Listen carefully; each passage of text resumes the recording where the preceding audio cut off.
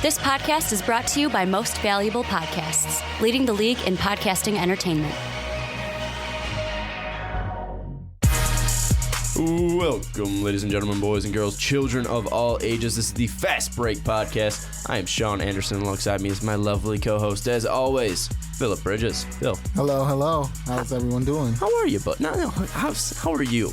I'm doing fine. You know, we've had a little bit of troubles trying to get this set up, and it's very cold and rainy outside, but we got together, and we're going to make a great podcast for you guys. We got a great topic, and we're gonna have a good time, and this is, half hour plus maybe, It's going to be good fun times. Yeah. And I actually started watching a little more basketball now since we actually started doing this, because I was never into the NBA, but now I'm like, well, I have to be covering it and form opinions, so I started, watching it more. And the game I watched 2 nights ago, it was the Los Angeles Lakers and the Sacramento Kings. Kings were up 27 in the third quarter, and then the Lakers came back and almost won it. And I think it was like Jordan Clarkson tried to drive to the basket and throw up a crazy hook shot off the glass, and he missed it. And the Lakers came back, down 27 and almost tied it up without Kobe in playing the whole fourth quarter. It was awesome. It was super exciting basketball. I'm not shocked. Why I'm shocked. I thought the Lakers sucked, or the Kings suck. I don't know which team sucks in that instance. I didn't believe in the King. I don't believe in the Kings really, so I'm not shocked they had that type of implosion. I mean, Kings are the 9th team in the West right now. So I mean, is the West thin? Is it just top heavy like the East is? I mean, or actually the East is very close. I don't know what I'm talking about, but is the West just very top heavy like the East was last year? That's what I was trying to say. Okay, I was about to allude to that point. Yeah. Over the years, you've usually seen the East being you had all these great teams like 1 through 4, and then you just have crap towards the end. But this year it's kind of changed with, now you see I think the 7th seed, 1 game under 500. You have a few teams. In the West you're talking about. In the Western Conference, yeah.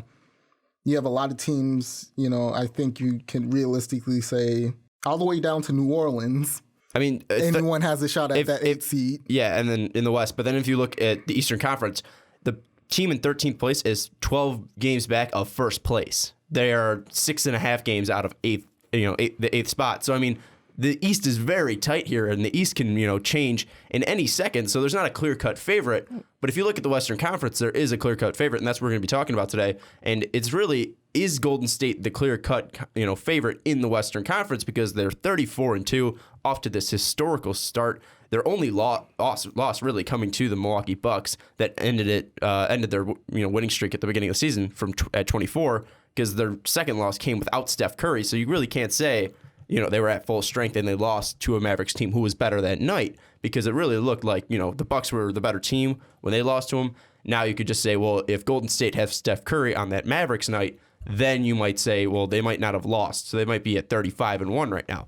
But, they are on pace to go, beat the Bulls record of 72-10 all time. Are they the clear-cut favorite in the Western Conference or in the NBA? Because I feel like the favorite in the West is also the favorite in the NBA. So would you say the Warriors are the clear-cut favorite in the NBA? Now, see, I'm going to watch the wording. You say clear-cut. I think they're favorites, but that being said, I don't think, they're going to be running away with ease. I don't think they're going to be able to just waltz to the title without any type of real competition. I think San Antonio has played well this season. As usual, they're outstanding. I think San Antonio will be the team to give them a lot of trouble in the West. I think also with San Antonio, you will also have, OK City. They'll give Golden State a bit of trouble. And then in terms of NBA, of course, you're going to always have competition when it's Cleveland with King James and Kyrie, who came back, who's officially back. He's starting to play well. Mm-hmm. So I think while Golden State will be the favorite, I think you can't say that they're the clear-cut favorite. Now you mentioned teams, the Cavs, the Spurs, OKC. You didn't mention the Bulls. Bulls are on a 6-game winning streak at the time of we're recording this. You didn't say the Bulls. You didn't say the Clippers, who are on a 7-game winning streak. Hey, I'm throwing out teams there. I hear you. But that being said, with Chicago, I don't even think they're going to be getting out of the Eastern Conference. The only reason I wouldn't put them up there, why I like the team, I'm too worried that Derrick Rose is not going to be consistent enough down the stretch when it comes to playoff time.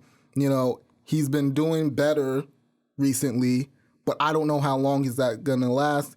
And, I don't have that much confidence in him. Jimmy Butler, he's been doing a great job leading this team. He's essentially taking this team over for himself.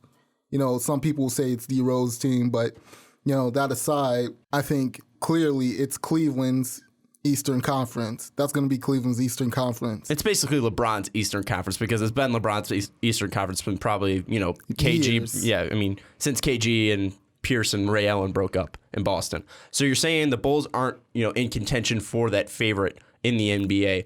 You didn't say anything about the Clippers. Blake Griffin goes down, and then they go on this winning streak of 7 games. Are the Clippers climbing their way back in, even showing that they are, winning 7 games straight without one of their star players? It's like that clubhouse.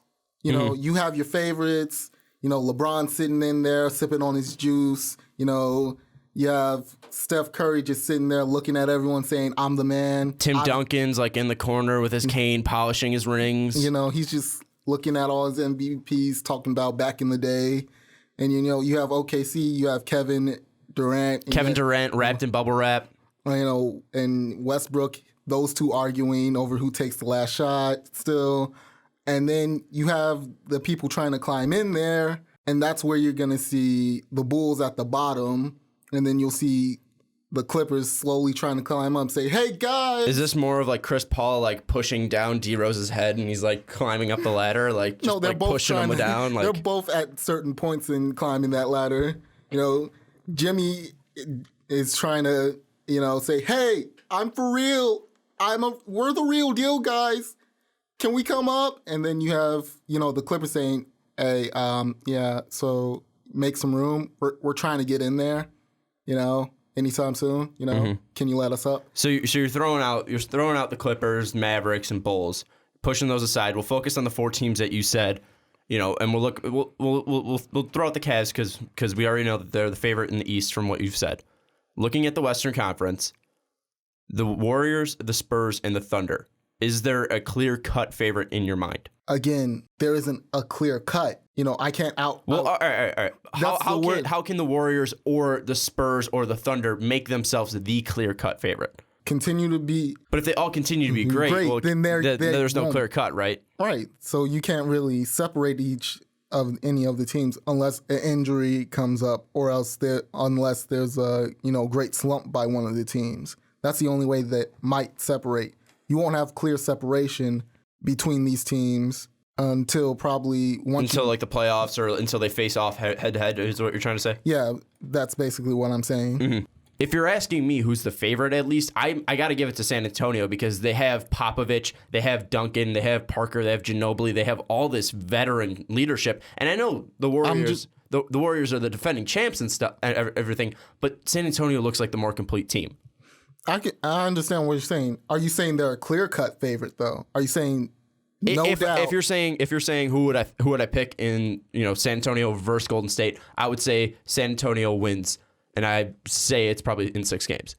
I say that San Antonio looks like the best team in the NBA, to me at least. I feel San Antonio is the best team in the NBA. And if I'm going to say clear cut, I'll say clear cut that San Antonio is the best team in the NBA because, if the Warriors, if Steph Curry goes down, then they're out, basically. I know Draymond's on this historic pace. He has 8 triple-doubles. He's just, tearing through this league and showing what a stretch 4 can do. They have Klay Thompson's ability to score. They have that crazy depth up and down the line. But the Spurs, they have the defense, they have the coaching, and they have people who will step up and can be stars in situations because Danny Green, he was never a star until he got to San Antonio. And, if they need Danny Green to score 25, he can score 25. If Kawhi goes down, I feel like Danny Green can step up and at least provide the same scoring Kawhi can. Obviously, he cannot provide the same defensive aspect that Kawhi has, being one of the best defensive players in the league. But I feel Danny Green can step up there. If Tim Duncan goes down, then you have LaMarcus Aldridge, who right now you can say that he's the better player, but Tim Duncan right now he's Tim Duncan. He's the perennial Hall of Famer.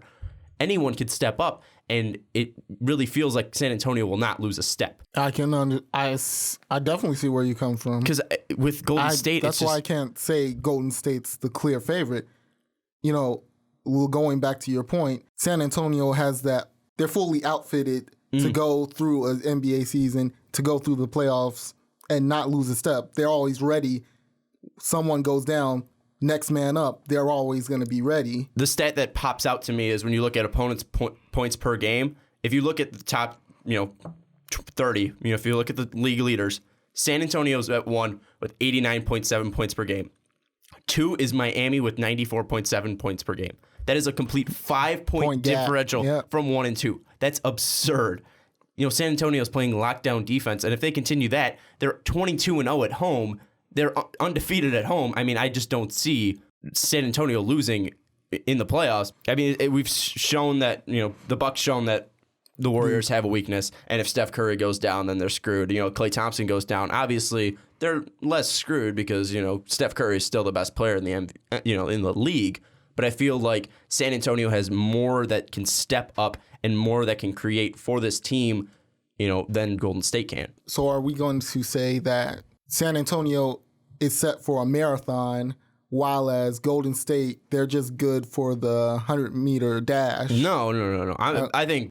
I just think if we're saying, say they take the top 16 teams in the NBA, so San Antonio's on one side of the bracket and Golden State's on the other side of the bracket, so they can meet up in the finals, I'm taking San Antonio. I'm taking San Antonio in the Western Conference Finals. I'm taking San Antonio if they go up head-to-head. I just feel like San Antonio has more that can step up, and especially if an injury does, arrive, because looking at this Golden State roster, you have Steph Curry, Klay Thompson, Draymond Green. If one of those top 3 goes down, I don't see anyone else that can provide the same production that those 3 give to Golden State right now. But if I look at San Antonio, if Kawhi goes down, LaMarcus steps up because he was the man in Portland, and he brought Portland, to the playoffs. I don't know how many years straight, but he consistently brought them to the playoffs. Tony Parker, he's got veteran leadership. He's great with the ball. Manu Ginobili can step up and be a scorer. Danny Green, we know, can be a scorer. Boris Diaw has been phenomenal. David West, he's not what he has been before in his career, but, he can always step up. Patty Mills is great. He can light a spark. I just feel like this team is built to last longer than Golden State, even though they are an older team. Because if you're asking me, Steve Kerr, I mean, he won an NBA championship in his first season, but I don't know if it's Steve Kerr making this team great, because we obviously saw Luke Walton just being plugged in, and he took this team on a historic run. So is it really Steve Kerr's leadership that's leading this team? No. But if you're looking at San Antonio, Greg Popovich can lead a team, and Greg Popovich has consistently led his team. I just feel like, the Spurs have Greg Popovich, they have the coaching leadership, they have the veteran leadership in Tim Duncan, Manu Ginobili, Tony Parker. They have the depth, and then they just have the scoring, and just, anyone can step up on any given night, where, the Warriors, they rely on 3 guys mainly, because I don't know if Harrison Barnes can step up. I don't know if Andrew Bogut can step up. I just don't know what these guys can provide. Andre Iguodala's best, he was the, finals MVP, and he stepped up for the Golden State Warriors, but can he do that again? He's been a starter in this league before, but that was years ago. Can Andre Iguodala, provide the same scoring or rebounding and just assists that like Draymond can provide, or Klay can provide, or Steph can provide? I just don't know that, Andre Iguodala could step up and do this. I don't know if Harrison Barnes could step up and do this. I don't know if Sean Livingston could step up and do this. But I feel confident that, Danny Green can do this. Patty Mills can do this. Boris Diaw can do it a little bit. David West can do it. I just feel like the Spurs are built for a longer run. We did talk about the San Antonio, Golden State, but I wanted to go down to the third team that we did bring up. Yeah, I mean, Oklahoma City. I was going to say Oakland City. Oklahoma City. I mean, they're kind of the outlier in this, and they have the two top 5 players in the NBA in, Kevin Durant and Russell Westbrook. And we saw, if we're saying players, our team's relying on players too much, in Golden State, in, Curry and Klay and Draymond, Oklahoma City is like the main, at fault here, is they rely solely on Kevin Durant and Russell Westbrook, because outside of that, Serge Ibaka, great defensive player, he can do great things, but he's a role player. Enes Kanter, role player. Dion Waiters, role player. Steven Adams, role player. None of these guys can just jump up and step up and play at a high level. So, I mean, would I say, Would I say, Oklahoma City can make a run and win the championship? Yes, because they have Russell Westbrook and Kevin Durant, and these guys can step up day in and day out. Do I feel like Kevin Durant could, take out Kawhi Leonard one-on-one? Yes. Do I feel like Russell Westbrook can match up with Steph Curry? Yes. I feel like they have the pieces that could give these teams trouble, but I don't know if they have enough pieces to get over the hump of these two teams, is what I'm trying to say with Oklahoma City. I feel like they need to make a trade for either a wing player or someone just more versatile, under the basket, because Steven Adams, he's okay. Enes Kanter, okay. Serge Ibaka, okay, but none of these guys are main game changers. I don't think they're going to go out and trade for a boogie-like player, but, I feel like they need to add like a wing or someone that could provide scoring and, a little bit of a defensive side. Because if we're going up against Golden State, Kevin Durant might be able to guard Draymond Green. Let's be honest. He might be able to. Russ has, Steph Curry all day. Who's going to cover Klay Thompson?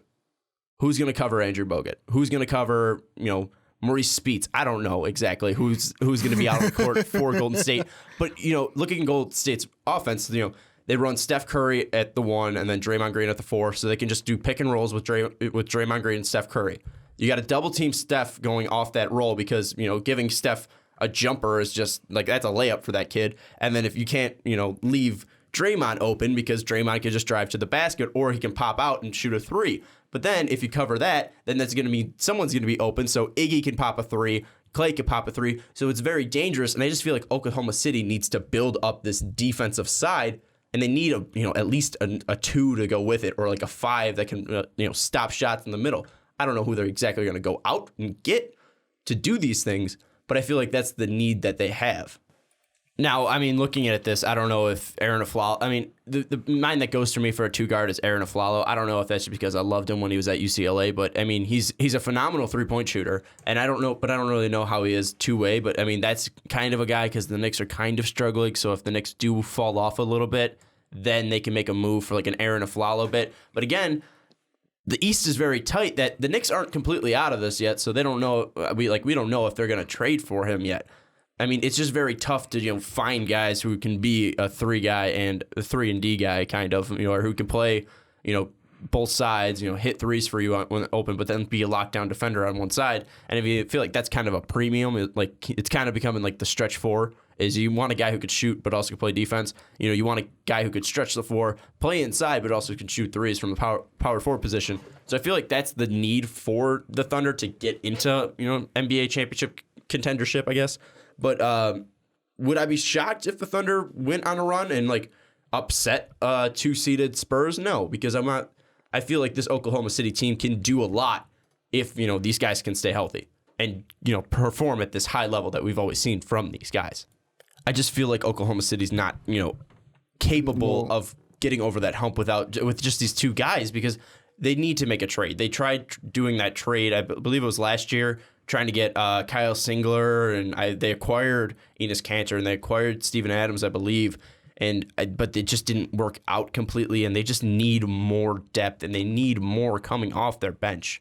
I see where you're going with that one. So if you were to rank those 3 teams, in your opinion, San Antonio, Golden State, OKC. Right. And then I feel like the Clippers and OKC are fighting for that 3 spot more than Oklahoma's fighting with Golden State for that 2 spot, or Golden State's fighting for that 1 spot for San Antonio. I feel like 1 and 2 are pretty set right now. I feel like 3 can be the easy one that's flipped around because Los Angeles, with Blake being out, they're on a 7-game winning streak, and Chris Paul is looking phenomenal. JJ Redick shooting the lights out. DeAndre Jordan's being DeAndre Jordan, and I feel like this team can just, this team can be something if they just get the right pieces, because, Paul Pierce has even been stepping up a little bit, and I feel like this team can get there. They just need a little bit more, and they just need to gel more as a team. I don't know really how that's going to come by. Doc Rivers is a great coach, but they just need to get more, and they need to develop more as a team, even though they've been this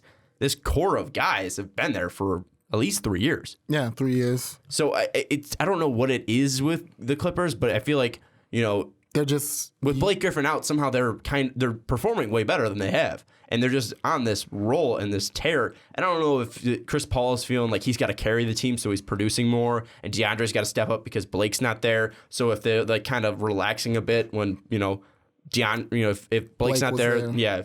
because they can relax a bit because Blake can do A lot. He can score. He can do the scoring, so Chris Paul doesn't have to, and he doesn't have to. DeAndre doesn't have to rebound as much because Blake's there to grab the other rebounds. So I feel like this team, Los Angeles team, needs just to be more of a group and play The cohesion. harder. I guess, yeah, a lot of more cohesion. Cohesion. I was gonna say coercion. This is why I am not an English teacher because I do not know how to speak it too well.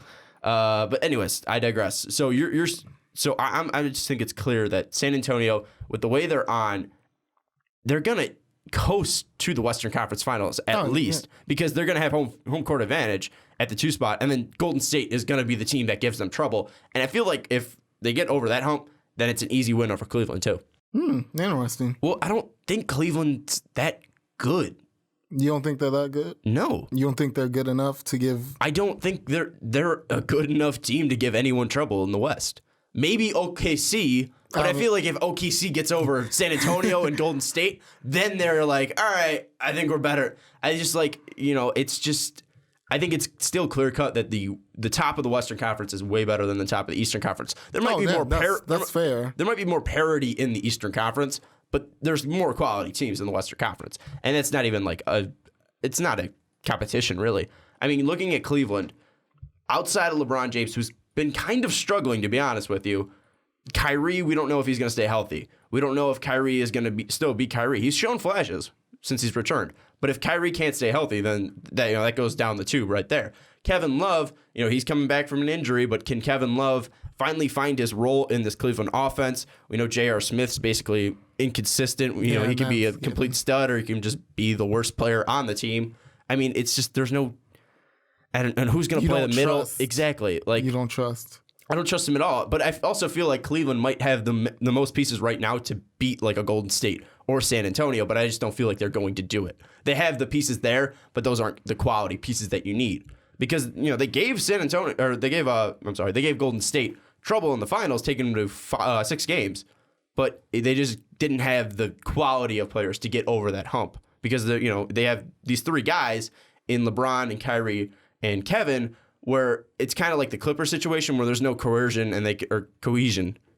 Cohesion. Jesus Christ. I'm just going to more gelling. Let's say more gelling. Yeah, these guys aren't gelling. Better. Yeah, these guys aren't gelling like, they should, because Clay, Steph, and Draymond, they gel.